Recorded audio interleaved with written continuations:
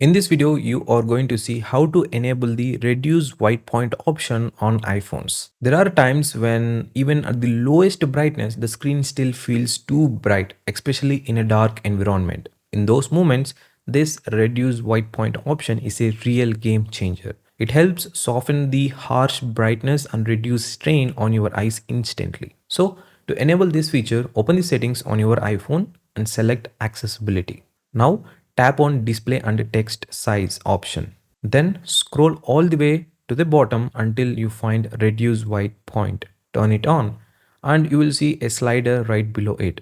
Use the slider to increase or decrease the intensity of bright colors according to your comfort level. And that's it guys. This is how you can easily enable, disable and customize the brightness intensity on your iPhone even beyond the default brightness settings. Don't forget to like and share this video so we can reach more Apple users like you. And of course, subscribe for more tips and tricks along with the gadget tutorials and reviews right here on this channel.